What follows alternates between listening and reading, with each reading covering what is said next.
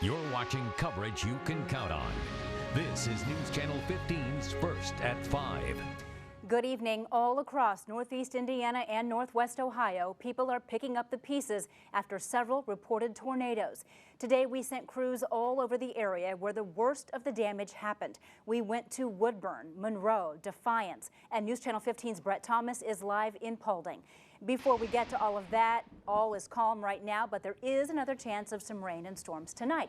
Chief Meteorologist Nicholas Freire joins us with the latest. Yeah, we've been watching this closely because there continues to be a cold front parked just off to our west. It is slowly moving east, and until it clears the area, we cannot rule out more thunderstorms popping up. As you can see, though, things have been pretty quiet on radar, and they continue that way here this evening. Our live Doppler 15 Fury storm tracker not sensing any rain around right now. But as we switch over here to our satellite and radar image, you start to see some clouds trying to trickle in, some scattered rain to our north in Michigan, more scattered rain in Illinois. But just look how disorganized it is, not posing much of a threat right now. That is very good news here tonight as many areas continue to clean up from last night's storms. 85 degrees is our current temperature. Our winds are blowing in from the west-southwest at 15 miles per hour.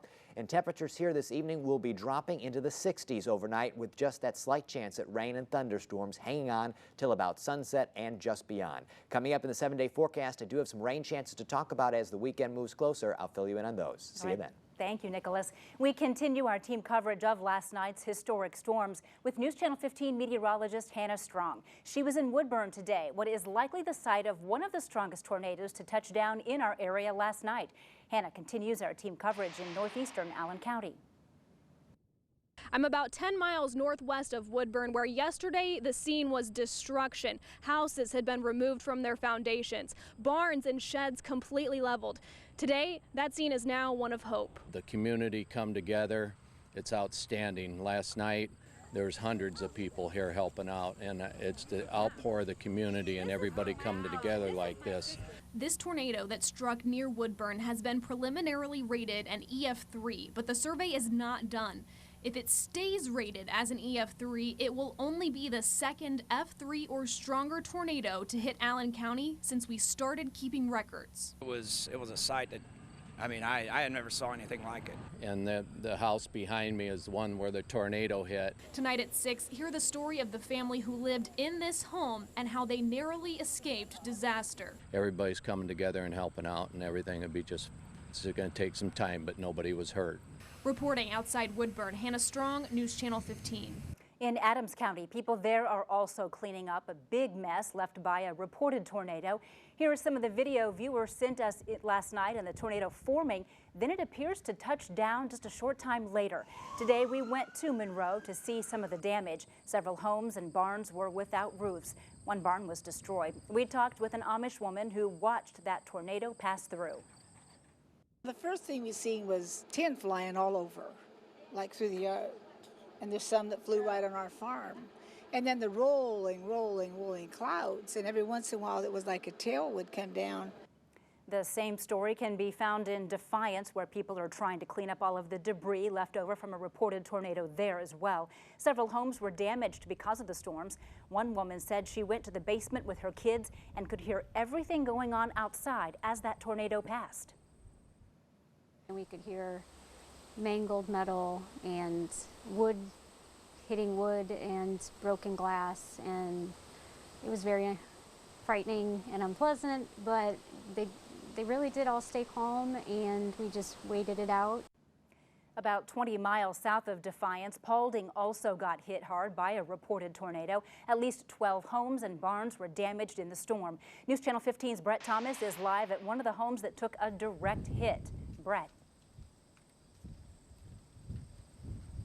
Heather, we're about 6 miles southeast of Hicksville in the worst damage in Paulding County, and this is the Logan family room, or what's left of it. The tornado came through here about dinner time last night from the southwest. They all hid out in the bathroom and they survived. They're okay, they're going to be fine, but look at some of this damage over here. That slab of concrete you see right there, That used to be a garage. Behind it, the barn has been torn up. And look at that sheet metal that's in the top of that tree, just twisted around it. Evidence that this was a tornado. Emergency Management Director Ed Bone is joining me now to talk a little bit about this. You took a look at the path of that tornado as it came through here, kind of hopping along the county. Right. How far was that path? What we determined is roughly about 4 miles in length and roughly about 400 yards wide. That's a big tornado. We just had the National Weather Service has out just here come too. through here to analyze things. We do not know the magnitude of the storm, but they have confirmed that it was traumatic action, and that was the dimensions they estimated. How many other houses, how many other homes are we have damaged? a total of 7 in the county that's damaged either moderate or severe, and 5 barns or outbuildings. That's a lot of damage here. So what happens next if you happen to be somebody that had some property that was damaged? What do you do? What we're doing right now is we're making an assessment of everybody's property, whether it's as devastating as this we're at now with the Logans, or if homes have got shingles or siding taken off. We're all taking this into account and then submitting it to the state to see what form of declaration we can get out of it. All right, thank you so much, Ed. I appreciate your time coming in to talk about this. So this is essentially the worst damage that we've seen here in Paulding County. This house, it used to be an old farmhouse. They added it on over the years. The addition is what really took the brunt of it. The old house that was built in the 1900s survived. Everything else, though, pretty much gone. We're going to be out here at 6 o'clock with a lot more for you, so stay with us. For now, I'm going to send it back to you. Heather? All right, thank you, Brett. And while Brett headed to Paulding County to see the damage there, I went up in a helicopter to see the damage from above. While the destruction wasn't widespread, homes and barns that were hit hard. And I was shocked at how easy it was to see the path the tornado took when it hit the ground. Good morning, Fort Wayne Tower. We've got some area work to do on the tornado damage out to the east. We'd left the Fort Wayne airport and headed east looking for any signs of the storm. It didn't take long to spot the damage in Woodburn, where a huge chicken farm was leveled. Workers were on the ground, sifting through the piles of broken lumber, while a small fire smoldered nearby. The tornado flattened acres of what appeared to have been corn at one time. But you can see that path right here. And it was easy to follow the path of the tornado as it continued to tear through a field. You can see up here all the swirl marks from the tip of the tornado. And then hit a wooded area, snapping trees in half.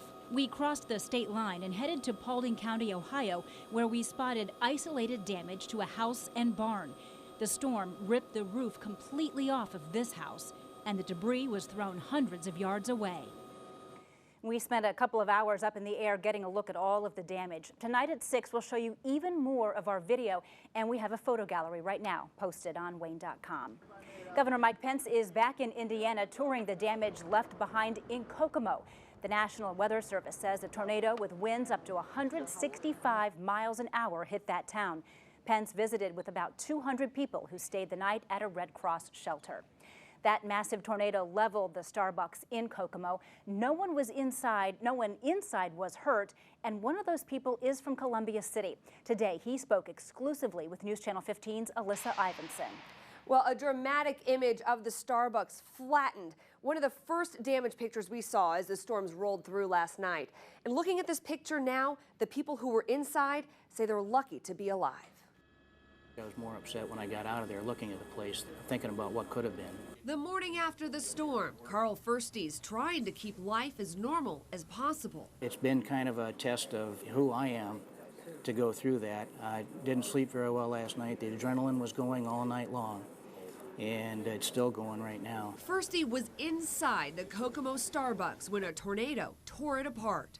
Our protection was blown away. If there was any other thing that came behind it, it would have gotten us. He and two of his colleagues from Florida and North Carolina were there for a business meeting. About 3:15, the manager came by and said, folks, we got some bad weather coming in. You might want to move into the restrooms. We'd heard some alarms go off on the phones. And I could see the wind picking up and blowing across the parking lot. There go the spotter trucks, and It's kind of like, uh-oh, here it comes. The lights flickered. You felt the pressure change. And right after the pressure change, we had the tornado hit. And there was a loud bang, and then we all kind of got down. Everybody drops to their knees in unison, and it gets very loud. Debris was going around, and we had the roof came off. And then that was it, rain coming through the light fixture hole. Amazingly, no one was hurt. The bathroom walls held, but they were trapped inside. And the wall collapsed against the door. This concrete wall you can see folding like cardboard in a video from a business next door landed right behind the bathrooms. Oh my God. Yes, and other words I can't say here. Help came quickly. Regular Joes that just showed up with tools. The guy punched a hole through one of the walls. He's like, hey, we're gonna get you guys out of there, no worries, everybody okay? Knocked the door out, and I mean, it was tedious getting over the debris piles. Now they're thankful the Starbucks employees acted so quickly. If the Starbucks personnel had not gotten us into the bathroom, the way that other section of the restaurant collapsed, there would have been some fatalities and some injuries. While still rattled, they're thankful they're alive and are in good spirits. Well, this was going to be my last trip. I'm retiring, so I'm not sure I'll be back. It's going to be a while before I go back. Will you go to a Starbucks again? In Fort Wayne on a clear day. After surviving a tornado, Firsty figured he was pretty lucky, so he bought some lotto tickets last night. He ended up breaking even. In Studio 15, Alyssa Ivinson, News Channel 15. And to everyone who stuck with us on the air last night, thank you. We appreciate the hundreds of pictures and videos you sent in. We aren't always able to show all of them, but we do thank you for taking the time to let us know what you saw. Some of those pictures and videos are online right now on WANE.com. Still to come on First at 5. Prosecutor Karen Richards announced today a Fort Wayne officer who shot a teen this summer will not face charges. Her reasoning coming up.